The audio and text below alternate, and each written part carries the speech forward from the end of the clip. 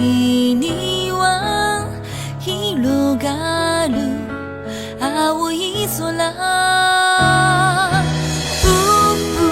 声が響くたびにかけがえのないものが増えて、あなたがその一つだよ。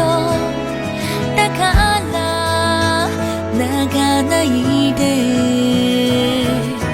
この空に帰る時まで数えきれない涙越えて、あなただけが切り開ける道がきっとあるから。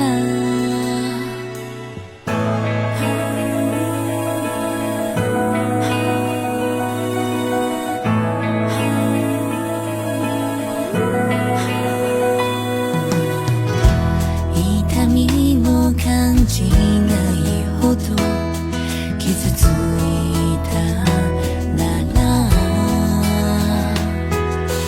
顔を上げて見上げて、私はここにいる。向かい風強いほどに守ってあげたいものが増えて、あなたがその一つだよ。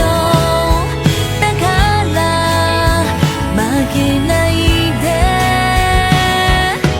この空に帰る時まで抱えきれない悲しみ越えて、あなただけが切り開ける未来がある。必ず離れててもいつでもそばにいるよ。守り続けるよ。